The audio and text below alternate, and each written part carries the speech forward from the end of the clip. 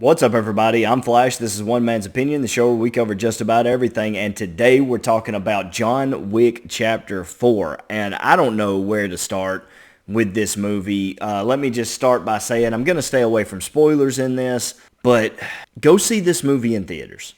Let me just start there. Go see this movie in theaters. Let me be perfectly clear here. This may be the most phenomenal theater experience I've ever had. And if you saw the theater that I watched this in, you would be like, how is that possible? I went to a little bitty local theater. It's got 2 screens. It's an old rundown building. It is not state of the art by any stretch of the imagination. And it was still one of the best theater experiences I ever had. And that is all due to the movie itself. It is so much fun. It is fast-paced, and it is action from start to finish with very little downtime. And a lot of movies, I would say, it needs to slow its roll a little bit. You know, too much action can put you in a sense of just kind of numbness where you're just like, okay, I'm just watching the same thing. It's repetitive. It's, you know, we get it. John Wick's got a pistol, fine. But this movie changes up its set pieces. It changes up the type of action you're getting, the type of fight scenes you're getting. The locations are very, very different. Everything in this movie from start to finish is a revolving door of action, but with so much creativity. I could not begin to sit here and explain to someone who hasn't seen this movie the amount of creativity, the stunt coordination, the set designs, the camera work, the choreography of it all. Like, it is unreal. It is unreal how well this came together. It's unreal, and I don't know any better way to put it. I was completely flabbergasted at how incredible this movie was, and with all this action that just keeps coming at you, but it never feels like it's dragging. It's nearly a 3-hour film, and as it came into the climax, I was like, that was a fast 3 hours. That was a really fast 3 hours. I don't know if this movie will hit with the same kind of intensity at home, because there's something about that big screen, you know, where you just see everything and everything's right there in front of you. Something about that experience that really drives home. You can really, you know, make out all the detail and of what's going on, even the background, you know, of every little fight scene or whatever it is that's happening on screen. You know, there's just so much jam-packed into these 3 hours. It's really, really mind-blowing. Let me talk about Keanu Reeves for just a second. I think I'm going to do a full video on this guy. His dedication to the craft of action movies is undeniable at this point. This dude will do anything and has put so much work in, and I don't need to tell you, if you're a movie fan at all, it's unavoidable. You would have to really try to go out of your way to not notice how much time and effort and work Keanu has put into this. And I know if you've been on the internet at all, you've seen videos of Keanu and the training he goes through to make sure he's not only performing these scenes well, but doing it as accurately as possible to people who have to go through the sort of training, you know, to be able to execute these moves. I know he's trained with Navy SEALs. I know he's trained with a lot of, you know, MMA fighters and you know, just a lot of people who are masters at their craft. And he has taken all these things and put it into this role, and it's really, really astounding. Donnie Yen is on another level. He is just an absolute blast to watch. Hiroyuki Sanada is so much fun in this movie, man. I loved seeing him on screen. Bill Skarsgård as the villain here is phenomenal. He's so good.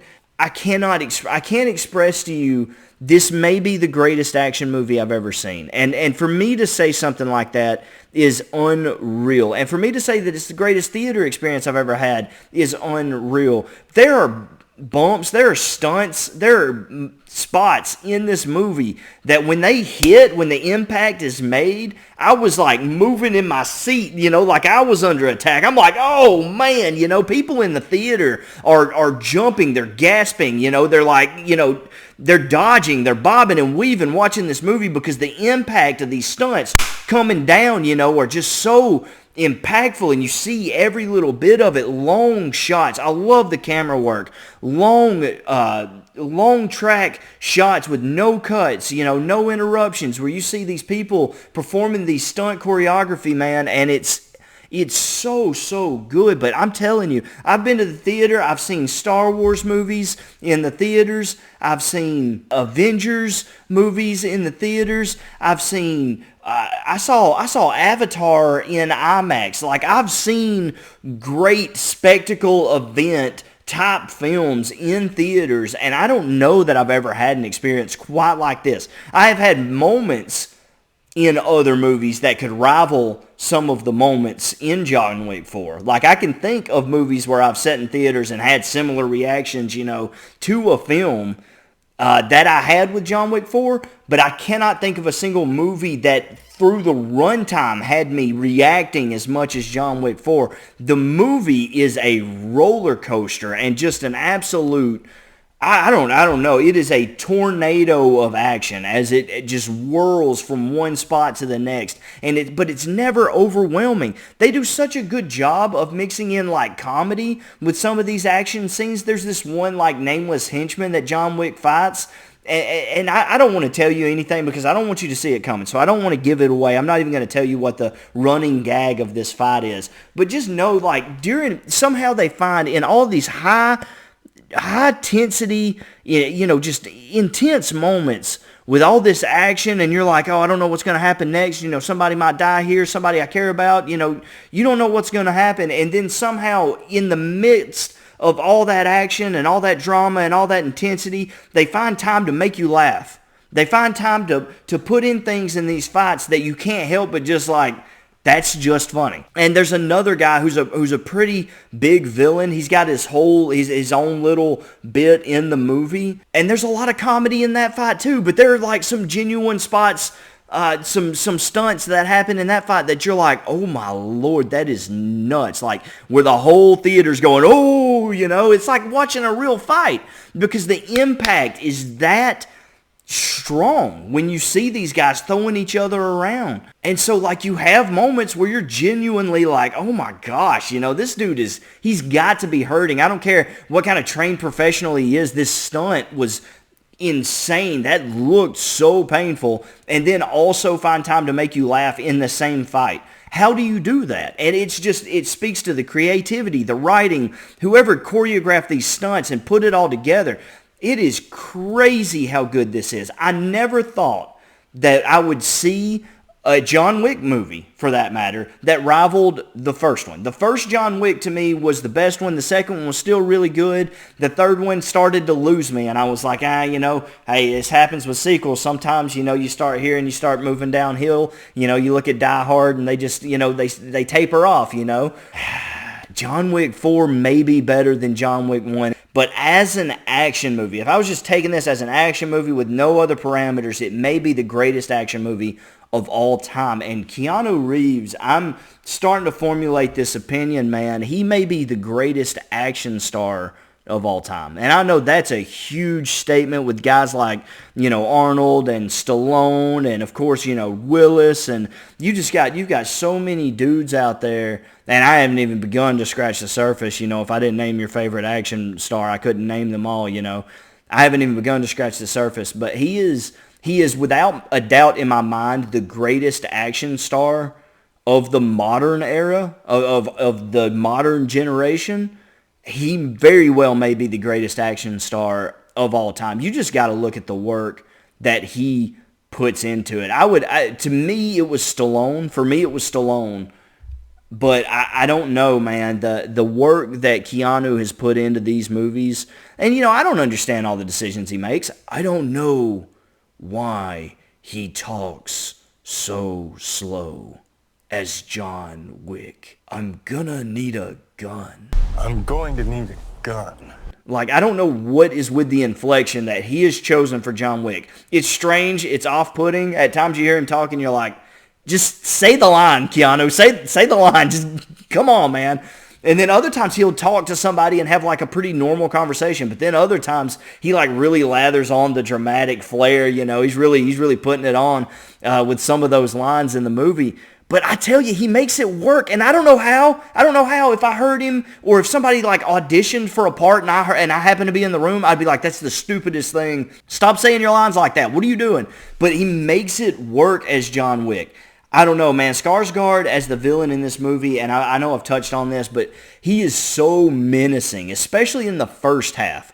Toward the second half, it starts to taper off, and you start to figure out that he's kind of a he's kind of a rough outer shell, you know, and maybe he's not as hard and as tough as he pretends to be. As you kind of get to know him, you kind of peel back that layer a little bit and find out that the guy's kind of maybe a little bit of a coward. That's not really a spoiler, but just something I wanted to touch on. Part of me wished for a long time in the film that they hadn't have gone that direction. I really wanted to see Skarsgård continue to be this presence every time he was on screen, because I thought the first half of the film, the dude was absolutely menacing, like horrified, like you did not want to be in the same room as this villain.